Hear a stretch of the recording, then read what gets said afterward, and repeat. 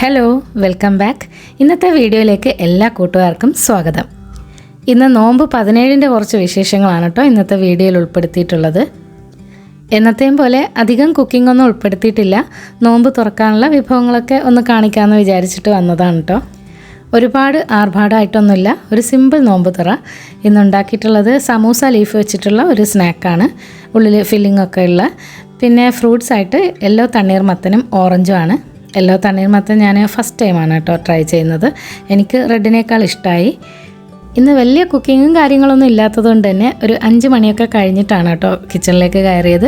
അപ്പോൾ ഇതാ ഫ്രൂട്ട്സൊക്കെ ഒന്ന് കട്ട് ചെയ്തെടുക്കുകയാണ്. അപ്പോൾ കുറച്ച് ഒന്ന് ഭംഗിയാക്കാമെന്ന് വിചാരിച്ചിട്ട് ഒരു ക്രിസ്മസ് ട്രീയുടെ ഷേപ്പിലൊക്കെ ഒന്ന് കട്ട് ചെയ്തെടുക്കുകയാണ്. പിന്നെ ആ ഒരു സ്നാക്സിൻ്റെ സൈഡൊക്കെ ഒന്ന് ഡെക്കറേറ്റ് ചെയ്യാൻ വേണ്ടിയിട്ട് ഞാൻ കുറച്ച് സേമിയ ഒന്ന് പൊടിച്ചെടുത്തതാണ്. പിന്നെ നമ്മൾ മൈദ ഒന്ന് മിക്സ് ചെയ്തെടുത്തിട്ടുണ്ട് സൈഡൊക്കെ ഒന്ന് ഒട്ടിച്ചു കൊടുക്കാൻ വേണ്ടിയിട്ട്.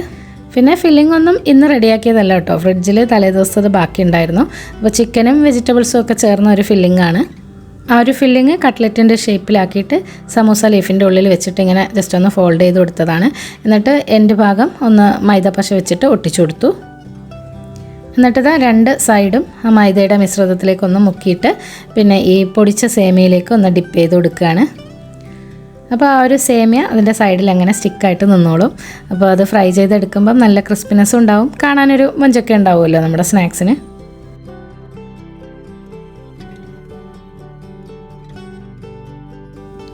അങ്ങനെ സ്നാക്സൊക്കെ ഫ്രൈ ചെയ്ത് മാറ്റിയിട്ടുണ്ട്. ഇനിയിപ്പോൾ മലബാറിൻ്റെ സ്വന്തം തരിക്കഞ്ഞിയാണ് കേട്ടോ റെഡിയാക്കുന്നത്. ഇവിടെ ട്രിവാൻഡ്രത്ത് പൊതുവെ കൂടുതലായിട്ടും പച്ചരി കൊണ്ടുള്ള ആ ഒരു നോമ്പ് തന്നെയാണ് കേട്ടോ വെക്കാറുള്ളത്. ഇത് പിന്നെ എൻ്റെ വീട്ടിലൊക്കെ വെക്കാറുള്ളതുകൊണ്ട് ഞാനിന്ന് അതെന്തായാലും ഉണ്ടാക്കാമെന്ന് വിചാരിച്ചു. ആദ്യം താളിക്കാനുള്ള 5-6 ചെറിയ ഉള്ളി ഒന്ന് അരിഞ്ഞു വെച്ചു. എന്നിട്ട് കുറച്ച് വെള്ളം കുക്കറിലേക്ക് ഒഴിച്ചു കൊടുത്തിട്ട് അതിലേക്ക് ഒരു 3/4 കപ്പോളം റവയാണ് കേട്ടോ ചേർത്ത് കൊടുത്തത്. റവ തരിക്കഞ്ഞി എന്നാണ് കേട്ടോ നമ്മൾ പറയാറുള്ളത്. മധുരത്തിന് ആവശ്യമായ പഞ്ചസാരയും കൂടി ചേർത്തിട്ട് ആ ഒരു വെള്ളത്തിൽ കിടന്ന് റവ നന്നായിട്ട് വെന്ത് വരണം. റവ നല്ലതുപോലെ വെന്ത് ഒന്ന് കുറുകി വരുമ്പോഴേക്കും അതിലേക്ക് നമുക്ക് പാലൊഴിച്ചു കൊടുക്കാം. റവ ആയതുകൊണ്ട് തന്നെ പെട്ടെന്ന് കട്ടി പിടിക്കും. അപ്പോൾ നമ്മൾ കൈയെടുക്കാതെ ഇളക്കി കൊടുക്കുക. പാലൊഴിച്ചതിന് ശേഷം അതും നന്നായിട്ട് തിളയ്ക്കണം. എന്നിട്ട് അതിലേക്ക് ഒരു കപ്പോളം തേങ്ങാപ്പാലാണ് കേട്ടോ ചേർത്ത് കൊടുത്തത്. തേങ്ങാപ്പാലും കൂടി ചേർക്കുമ്പോൾ നല്ല ടേസ്റ്റാണ് ഈ ഒരു തരിക്കഞ്ഞിക്ക്. എന്നിട്ട് ഇത് ലാസ്റ്റ് ഒന്ന് താളിച്ചെടുക്കുകയാണ്. അപ്പോൾ നെയ്യ് ഒഴിച്ചിട്ട് അതിലേക്ക് നട്ട്സും കിസ്മിസും ഇട്ടിട്ട് ആദ്യം ഒന്ന് ഫ്രൈ ചെയ്തെടുത്തു. എന്നിട്ടാണ് കേട്ടോ ആ ഒരു അതേ നെയ്യിലേക്ക് തന്നെ ഞാൻ ചെറിയ ഉള്ളി ഇട്ട് കൊടുത്തത്. ആ ഒരു ചെറിയ ഉള്ളി ഇട്ട് താളിക്കുന്നത് ഇവിടെ ആർക്കും അത്ര വലിയ ഇഷ്ടമില്ല കേട്ടോ. പക്ഷേ നമുക്ക് ആ ഒരു തരിക്കഞ്ഞിയുടെ പൂർണ്ണത എത്തണമെങ്കിൽ ആ ഒരു ചെറിയ ഉള്ളിയും കൂടി ചേർത്താലേ അതിൻ്റെ ഒരു ലുക്കും ആ ഒരു ടേസ്റ്റും ഒക്കെ കിട്ടുള്ളൂ. വടക്കോട്ടൊക്കെ ഉള്ളവരുടെ ആ ഒരു നോമ്പ് കാലത്തുള്ള മസ്റ്റായിട്ടുള്ള ഒരു ട്രഡീഷണൽ ഐറ്റമാണ് ഈ ഒരു തരിക്കഞ്ഞി. ആ ഒരു തേങ്ങാപ്പാൽ ഒഴിച്ച് കഴിഞ്ഞാൽ അധികം തിളയ്ക്കൊന്നും വേണ്ട കേട്ടോ, ചെറുതായിട്ടൊന്ന് ചൂടായാൽ മതി.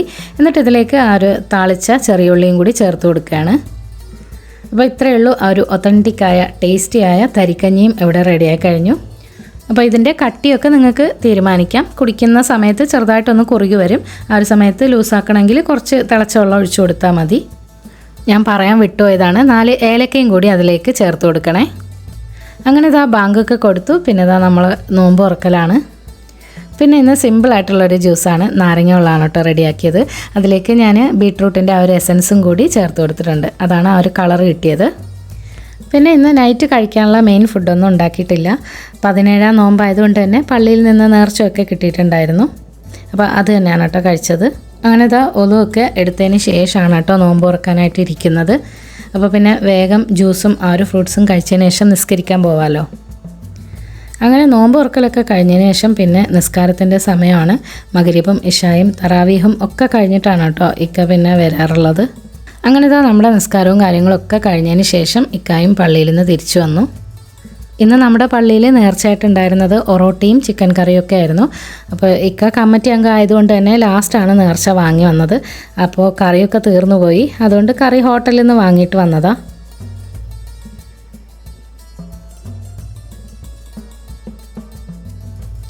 അങ്ങനെ നമ്മളെല്ലാവരും കൂടിയിട്ട് ഫുഡൊക്കെ കഴിച്ചു. പിന്നെന്താ ഒറോട്ടിയോടൊപ്പം ചില്ലി ചിക്കനും ഷവായും ഒക്കെയാണ് കഴിച്ചത്. അൽഹംദുലില്ലാ റാഹത്തായിട്ട് അങ്ങനെ 17-ാം നോമ്പും നമ്മൾ കംപ്ലീറ്റ് ചെയ്തു. അപ്പോൾ ഇത്രയൊക്കെയാണ് ഇന്നത്തെ നോമ്പ് തുറ വിശേഷങ്ങൾ. ഇന്നത്തെ വീഡിയോ നിങ്ങൾക്ക് ഇഷ്ടമായിട്ടുണ്ടെങ്കിൽ ഒന്ന് കമൻറ്റും ലൈക്കും ചെയ്യണേ. നമ്മുടെ ചാനൽ ഫ്രണ്ട്സിനൊക്കെ ഒന്ന് ഷെയർ ചെയ്തിട്ട് സബ്സ്ക്രൈബും ചെയ്യണേ. ഇനിയും നല്ല റെസിപ്പീസും വീഡിയോസും ഒക്കെ ആയിട്ട് വീണ്ടും വരാം. അതുവരേക്കും stay tune, take care, by.